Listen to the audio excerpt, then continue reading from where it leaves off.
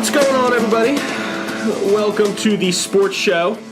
This week, I am Harry Hancock. I'm going to be doing a show with you. Also with me is Elijah DeVore. Yo. And newcomer Daniel Corbett III. How are you doing? Dan Corbett this is your first show, right? This is the first one you did. Yes, sir. This is a big deal. You know, it is, yeah. You know, you're now walking amongst legends. You know, here in the DVU podcast industry. You've been around for a semester, so yeah. Well, I mean, people still ask me. Yeah.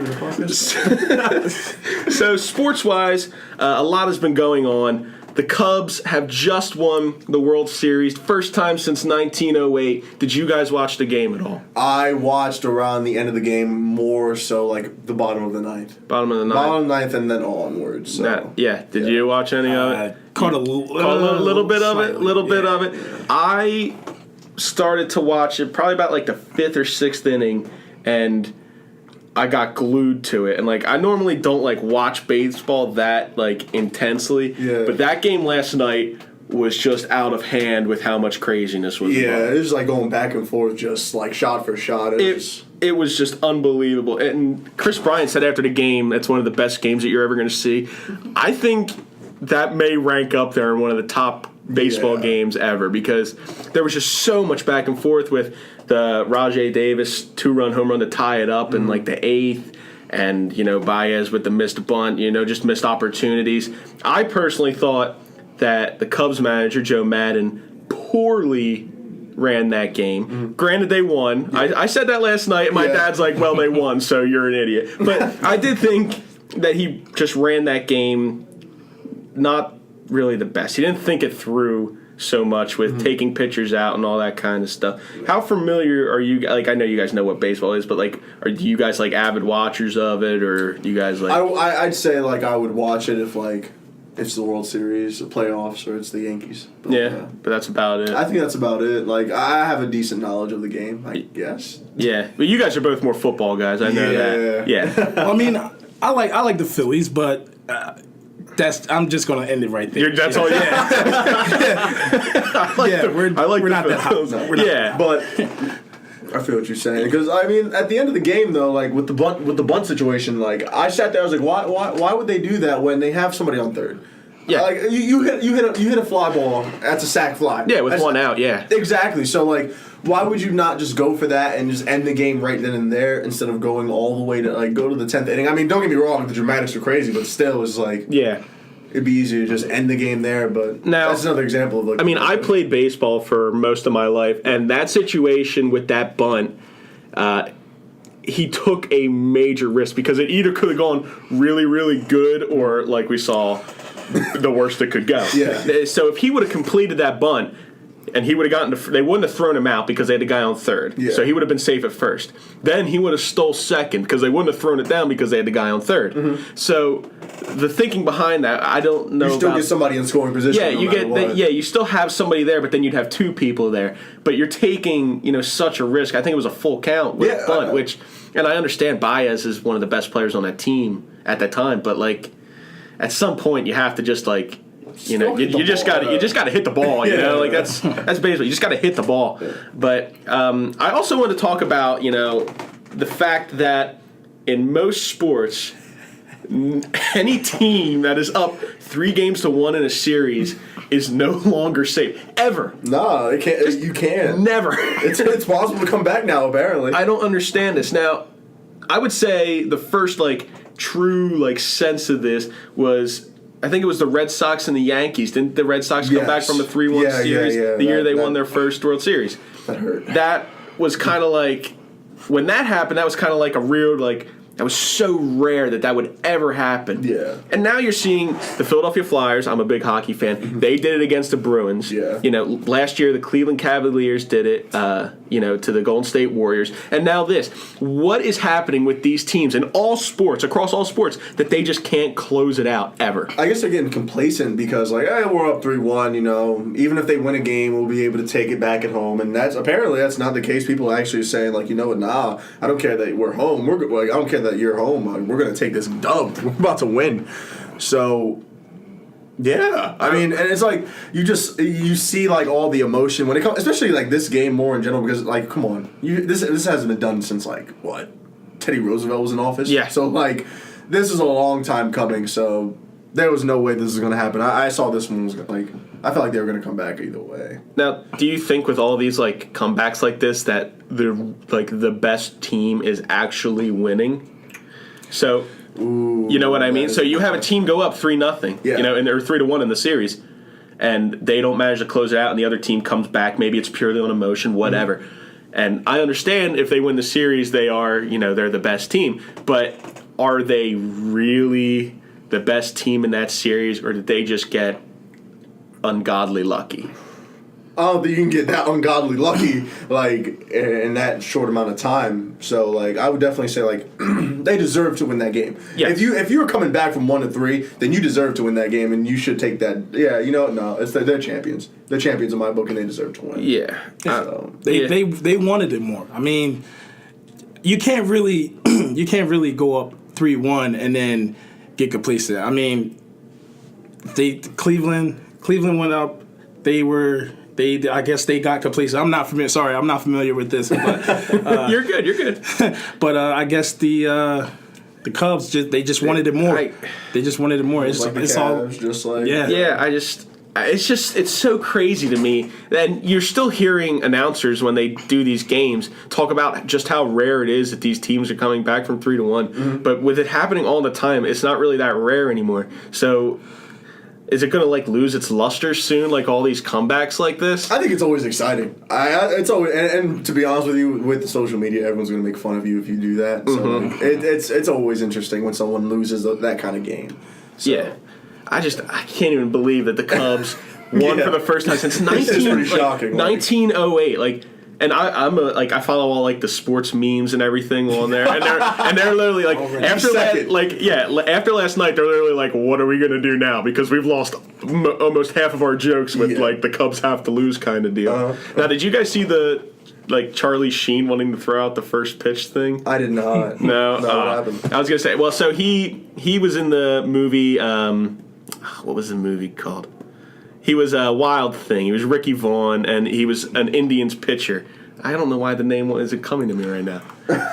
But the whole thing was in that movie, he turned out to be like an all-star pitcher for the Cleveland Indians, and they went on to win like the pennant and then went to the World Series, whatever. Mm-hmm. But there was like a huge petition by the Cleveland Indians fans to get him to throw out the first ball because they thought that would help him help them win. Him portraying that role that he played, and the Indians just didn't do it. And now we're never going to know. Maybe Charlie Sheen is their good luck charm. That would be a first, but Charlie Sheen is anybody's. But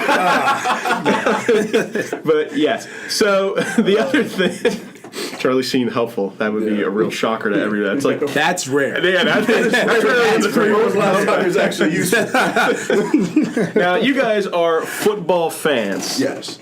Now you're like we talked before. You're a Giants fan. Yes, I am. Got a big game coming up against my Eagles. That's a dub. You are something. You're a Colts fan? Yeah, I know. Go ahead, laugh. Go ahead to laugh. Now, what caused the Colts fandom? Well, when I was growing up, everybody in my house was an Eagles fan, and they hated Dallas, and I'm like, I don't want to follow in that path. And basically, Peyton Manning showed me the light. Yep. Peyton Manning showed me the light. Yep. And I just fell in love with that team, and then I just followed them. Stuck with it. Yeah. Now, that is something, the fact that one player can completely change, like, a person, like, the team that they love for, like, the rest of their lives. Yeah. So, like, you were surrounded by Eagles fans, but, Peyton Manning comes along, and I feel like you see that a lot now, especially now. You don't see, I don't know if it's so much loyalty from kids to their city. It's a lot of the kids are more loyal to, like, that star player. Yeah, I could see that. You know what I mean? So you saw a lot of that with LeBron James. Yeah, you saw a lot of that with LeBron. Yeah, Steph Curry. But I'll give Cleveland. They took him back with open arms, and that is more than I would have been able to do. Because they were bashing that man. I don't know, I mean, they burn his jerseys, and he comes up back on you like that. Yeah, but I feel like that happens a lot now, especially with such like big personalities, like your Odell Beckham Jr. He's a diva, but there's these big personalities. There's these big personalities, and they like attract the kids, and then these kids aren't loyal to their little cities anymore. Yeah, but, you know, it happens. At the end of the day, it is a business. That's why we got Colts fans in the world, right? Because they love Peyton, man.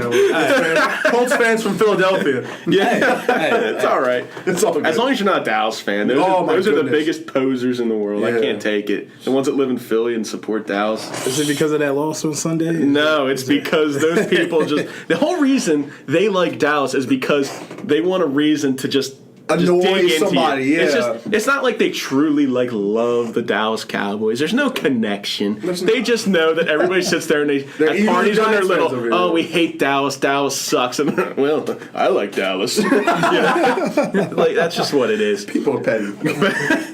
Okay, but NFL players now are not really, in my opinion, doing the best that they could.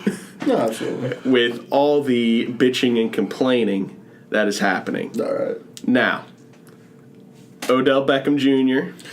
Diva. He is a diva. I'm not even gonna lie. He is a diva. You're good. I can. You're fine. You're fine. He's a diva indeed. Yeah. I just, I mean, it hasn't really gotten better because now it's more like he's using that, like the net situation. He's using that more as like a way to celebrate and mock everyone. It's like, all right, we get it. I mean, you're trying to throw it back at everyone's face, but like, there's no reason to act like that. You know? And now Cam Newton was another big one. In recent weeks, he's been complaining that he's getting hit too much. Talk to his O-line. Yeah. I mean, I can't. I could have swore he was playing football. Yeah. Right. Now, what position? You're a. I'm a DN. You're a DN. You were. Well, I was an offensive guard, but I'm a nose tackle now. You're a nose tackle now. Yeah. So, what do you make of this? Hearing a quarterback saying that they get hit too much. Well, I mean, being a former offensive lineman, everything starts with the line. So if Cam Newton wants to talk to somebody about, I'm basically getting hurt, I'm getting killed out there, he should talk to his line. I think he should like treat them to some Fridays or something, or treat them to some Olive Garden. The line will never refuse food. The line will never refuse food. But like, I don't get it. He complains to the league that he's getting hit so hard. You have to do something to change that yourself. And I understand now there's tons of rules in place to protect the quarterback. Yeah. In my opinion, I feel like maybe a little too many rules. Because you're kind of taking away from the game a little bit by doing that. You know, and these guys, they're the linemen, the defensive linemen, and these defensive players, they're getting paid just like Cam Newton is to go out there and hit him. Yeah. And, they go up and maybe they get like a little quick, like a little slap to the head or something like that. And they get a flag thrown and it's yards of penalties and everything like that. And I just don't understand it because that's what they're getting paid to do. They're getting paid to get the quarterback. I understand going to flags and fining for, head contact. Yeah. Because that is kind of a serious issue. Yeah. But like, for the most part, you should not be complaining about getting hit. He threw me to the floor, like to the ground a little bit too hard. No. Because you see somebody like Big Ben, who has, without a doubt, been the quarterback like throughout like our generation that has been just beaten up by literally everybody for the past 10 years, and he has not complained one time about these rules. He's not complained, they're coming after me, they're trying to take me out of the game. No, you don't see that. Big Ben is just going to work and doing what he has to do. So why can't Cam Newton do that? I'm not taking away from he's a great athlete. He's Cam Newton, but it's still the premise that you shouldn't complain about it because that's just how it's football at the end of the day. Yeah, at the end of the yeah. And now, what's their record this year? And you want to talk about Steelers' records? No, Cam Newton's. Cam Newton. The fall from grace, indeed. That is a major fall from grace, and maybe that's why he's complaining more. Mm-hmm. It always seems like the people that complain are the ones that are losing. Yeah, and it showed you that with Odell. Yeah. I mean, it's tragic. I don't get it. I don't understand why. I don't think a football player can really complain that they're getting hit too hard. Yeah. Especially with the size of these guys that are on the field now. I mean, most of them are upwards of over 300 pounds. Exactly. I mean, they don't have a light tackle. Like they're not gonna just like knock you down and help you back up. No, they're gonna run through you. Yeah. So you need to be prepared for these things. The other person that's been really under my skin is one of my people, Nelson Aguilar. That guy needs to grow up. All right. Preach. First off, he's getting paid, right? He's getting millions of dollars. You know, it's fantastic. He could bathe in that money for all I care. And he has the balls to go out there and say that the press needs to stop bringing up that he can't catch a ball. He is a wide, now here's the key word in that, receiver, all right? He needs to receive the ball, okay? So I don't understand what his issue is when people ask, why aren't you receiving the ball? I have a solution for him. Let me hear it. Leave Philly. Yeah. Leave Philly, because I'm a resident of Philly, and Philly fans from Sixers to the Phillies, to the Flyers and Eagles, they are harsh. I mean, harsh on their team. So if you can't take the heat, then get out the kitchen, man. Yeah. But if anything, I'm not gonna lie. I don't like the Eagles, but I want him to catch the ball. I want to see him catch the ball because that, first off, like you said, Harry, he's getting paid millions of dollars to catch the ball. If I was getting paid millions of dollars, I would catch the ball. I'd probably catch a brick. I would catch fire. Exactly. So I think what you're saying is another big point. These guys, they come to Philly, and I understand you're young, and I understand you may be new in the league and all like that.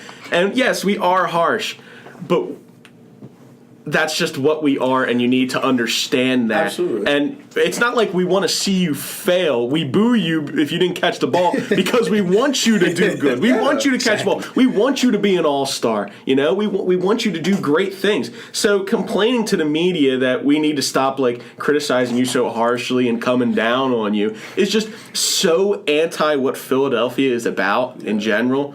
That is just ridiculous. I also had a conversation. We'll get back to this in 1 second. I had a conversation with somebody the other day, and they said that they didn't like Philadelphia fans because we're too mean. You guys are pretty mean. We're too mean to our players. We boo our players. Yeah, that's not out of the ordinary. Too mean. I mean, that's just your way. What do I have to be nice about? Exactly. I have nothing to be nice about. The Eagles never won a Super Bowl. Never. The Flyers, last time they won was '76. The Phillies, okay, they gave me something nice in 08. Yeah. Thank you, I appreciate that. But and then what? The Sixers. All you had was AI. I'm sorry. AI. I was 01. We were in the championship. We didn't even win. I understand. Y'all got Kobe dumped was by the great. Lakers. But My squad. I don't. What do I have to be nice to these people about? Yeah. I'll be nice to them if they win me something. Phillies, that's why everybody in Philadelphia is so okay with what the Phillies are doing right now. Because we had just recently won, and we understood that we had some poor, not managing, but some poor operations run. And we understand that right now we're trying to rebuild. And we're happy with that. And that's why Eagles fans are also okay with Carson Wentz maybe making mistakes and Doug Peterson making mistakes. But Nelson Aguilar's been in the league for what, 2-3 years now too? Yeah. No, it's 2 years. His second year. And his only job is to catch the ball. We're not being mean. Yeah. We are demanding excellence from somebody who was drafted so high. Yeah. And think about this: Rasheed Bailey was in the same class as him.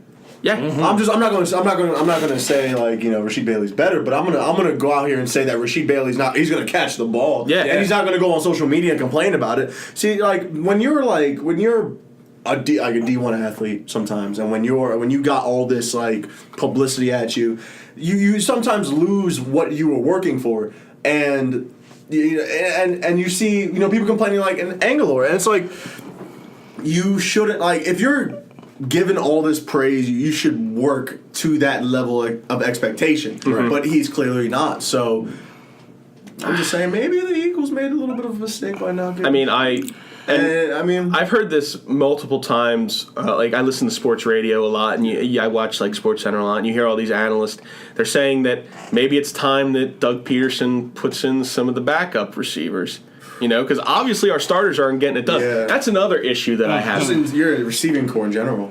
These professional teams, they get in these ruts and, they have issues that they can't catch the ball or they can't hit or anything like that. It doesn't even need to be professional in all sports. And the coaches refuse to change up the lineup or to change up who's starting or to do anything to try and fix it. Mm-hmm. They just stick with what's going on. And I understand guys will eventually get out of funks, but come on.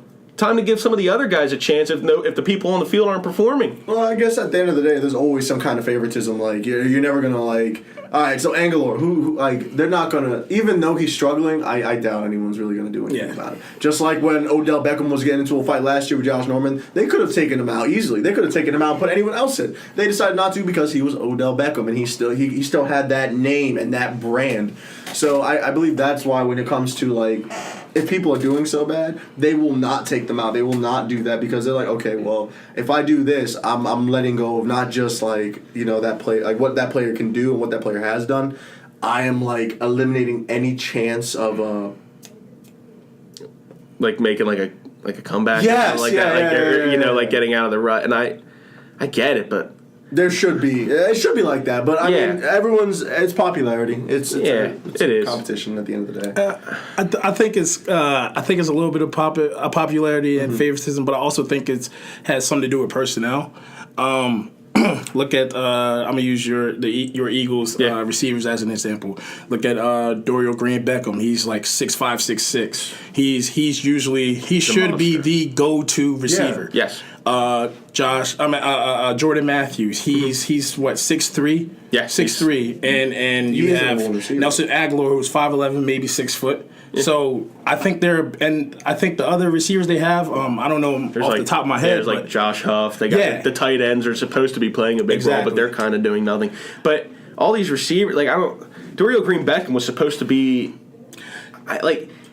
they're not. I don't think they're giving him enough. No, they're definitely not. They're not doing what they need to do to help him progress. 5 targets a game, with someone that big. I was just saying, a guy of his size and speed and a possibility of being fantastic, he should be getting the ball a little bit more than just on a slant route. Exactly.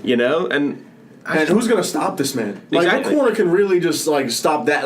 Just his physical stature is enough to. That's the other issue. Our receivers, man, they catch the ball, they go down immediately. Yeah. They don't try and go after the hit. Look at Zach Ertz. That guy falls down every time he touches the ball. Yeah. And he doesn't even need to be touched. And then there's all these talks of Jordan Matthews. That's the other thing, okay? Jordan Matthews, my bad, I'm just messing with this. Jordan Matthews is, they all say he's always the best receiver, on the team. He's proven himself. He's, he's amazing. He's the best receiver we got. Yeah. I don't see how you can make that argument right now at all. Because he's dropping passes more than Angular is. I don't know why. I see a drop pass. I see 2 or 3 drop passes a game. I mean, I get it if you drop a pass once, but you see people like Larry Fitzgerald who's dropped a pass. He's dropped 2 passes in 2 years. Yeah. So no, you should be Dorial Green. Greenback, whatever. But I mean, and your team, you guys are in a good spot with your receivers. We're in a good spot. I just feel like now they're since Odell was he had his little hissy fit. Yeah. They're targeting him more, and I feel like that's taking away from Victor Cruz and Sterling Shepard, because now you see they used to get they used to have 80 some yards, 90 some yards, some yards. They had a decent amount. They had decent games, but now it's just Odell's getting targeted over and over again. I'm well. And also with that, you really never see. You'll never see how good this offense can be until they establish a run game. And until that happens. It's when they had Tiki Barber. They had a good run game. And my God, when they had Brandon Jacobs. Bradshaw. Yeah, Bradshaw. They had Earth, Wind, and Fire that championship year. That was the best time. You could run the ball. Nobody knew if you were going to pass it or throw it. And that's why Plaxico Burress, and that's why Armani Toomer and all of them did so well. So if they just need to learn more. They need to focus more on trying to get the ball out there. Eli's doing his. He's. I'm not complaining. Yeah, I mean, I'm glad if it's Eli's decision. If it's Eli at the end of the game with the ball, I'm comfortable. But there's a couple of miscues with this offense, and I feel like this bye week was really helpful for them because now they have a big game, a divisional game against the Eagles, and they're tied right now, 4-3. So this is going to be a big decider on not only who's going to even compete with the Cowboys right now, who are just doing something incredible, and You know, who's in third place? You know, who's on top of the who's tied with who's tied with the Redskins? You know, so. This is a lot. Yeah, it's a big weekend this weekend for sports. And now your Colts. Let's talk a little bit about your Colts. Oh man, you guys got T.Y. Hilton. Yeah. Now, who is your other receivers? Do you even have any other notable ones? Philip Dorsett and Dante Moncrief. Dante Moncrief. He's. I think he's consistently good. Yes, I think, to be honest, I think he's our best receiver. T.Y. Hilton's more of a vertical type of guy. Yeah, if you have somebody who's slow against them. Let him run deep. Yeah. Dante Moncrief is more of the, okay, I'm just going to run your little, 10-yard route so I can get the first down. And he's short-handed. Yeah. Exactly. And, you always need a guy like that on your team, the short hands that can just pick up the short yards so that when you do blow the top off the defense, right. T.Y. Hilton, the perfect example, that'll work out. Your running back is Frank Gore? Yeah, it still is. He's that's the thing. He's old. And he's old, but he's still producing for a running back at his age. I think that's rare in the league for a running back to be how old is he? I think he's 32, maybe something 33. Like that. Yeah, he's still been in the league for a while. Yeah, and he's still running the ball, and he's running it hard, and he's still a starter. I mean, that's something incredible. But I think, to be honest, what really killed us is the injuries. The injuries. We have Vontae Davis was out for 3 weeks, 3-4 weeks, and during those weeks we went 1-3. Yeah. And I'm sitting at home watching the game, cringing because we like Chuck Pagano says, even though I think he should be fired, but like Chuck says, we know how to end the game, but when we try to end the game, it's too late. Yeah, we don't know how to start. And then when we start the game off right, we don't know how to finish. Mm-hmm. So I feel like we should readjust our O-line. I think we should get a good right tackle. Anthony Costanzo, he's okay. But other than that, I think we should get a good O-line this offseason for the draft. A solid receiver. We need a go-to receiver other than Dante Moncrief, because when Dante Moncrief goes down, T.Y. Hilton, and then you've seen that happen, exactly. And you got to see the plays that they run. They run deep routes, and you can't run deep routes with all of your receivers and have wait a second. Well, I was gonna say, you gonna say 4 verticals? Doesn't always work. We just run 4 verticals. Well, it works if you have at least 3 seconds, but he's getting let alone probably 1 second. Yeah, he's getting sacked. And what really hurts me the most, was what they did in the offseason when they traded Kobe Fleener. I call him the White Mamba because he's very good. But when we traded him to the Saints, I know Drew Brees is having a ball. Drew Brees is one of the top leading exactly. He's behind. He's second. So. Yeah, and I wonder why. Yes. You guys sound like you need exactly what the Eagles need in an O-line and receiving core, but your O-line is pretty good though. I'm not even going to lie. If Lane Johnson if Lane Johnson didn't love the PEDs, he'd be great. Yeah, but he just for some reason can't knock that off. And Vaitai stepped in fairly well. The guy who I can't pronounce his first name. His first name literally has every letter in the alphabet in it. He's from Samoa or something like that. But he stepped in. The line has been doing decent, but we need to draft somebody young again. And maybe I don't know if we want to use a first round pick on that because you don't normally use a first round pick on a lineman. You go for more of the pizzazzy positions like wide receiver, quarterback, running back, but we need to do something with our receiving core and our O-line just to make sure that we are 100% stable for the future. But I got a question for you. What is up with the running backs? Yeah, first Matthews. Yeah. Matthews, Sproles, Barner. Yeah, Sproles is. I think he's the best running back. Yeah, Sproles. Yes, and you know what? I think he's 34. That guy is so fast. It's unbelievable, and he's quick. And you know what? He did it the last game, and it almost gave me flashbacks to McCoy. The way that he cuts, because he's so fast and so small and so shifty, it's a lot like the way McCoy would run when he was in Philly. And I honestly think Matthews is good. He's a power runner. He just fumbles so much, so you can't trust him anymore. And once a coach loses trust in a player, that guy's done. I think Smallwood should be getting more touches. Absolutely. I saw his last game. He was doing pretty well. Yeah, he does well when he gets the ball. He does well. I thought Barner last year played really, really well. I thought maybe he deserved more touches than he's getting this year. But they're not feeling it like that. But our running back, that's another issue with why our passing game isn't working. And for any team, your passing game, like you said with your Giants, the passing game isn't going to work if you don't have a run game to back it up. And look at the Cowboys right now. They have a run game. Zeke Elliott, solid running Zeke Elliott, a run game. That guy's a god right now. And kudos to the offensive linemen. We already knew that the Cowboys' offensive line is one of the best offensive lines, if not the best offensive line in the league. But Ezekiel Elliott is running like a man. He is going to come at you. When he came at Cam Chancellor in preseason, someone showed. I think it was you, Dan. You showed it to me. I just he's gonna have a season. And he's been blowing everything. I think he's on pace to break Eric Dickerson's record or something. If he I don't know. That, boy. Yep, he's got some talent. But we got a big week in sports. I think we're going to end this show here. We'll have to do this again. I like having Dan in here with us, Elijah. We're going to do this again. I like this. All right, we're going to do this. For the sports show, I am Harry Hancock. With me, as always, is Elijah DeVore. Take it easy, fellas. And Daniel Corbett III. You have a nice day, y'all. See y'all later. Make sure you follow our Facebook and Twitter pages. Email us at dvupodcast@gmail.com if you have any questions or concerns. Thank you all for listening, and make sure you tune into some of our other shows or any more sports shows that we put up. Thank you all for listening.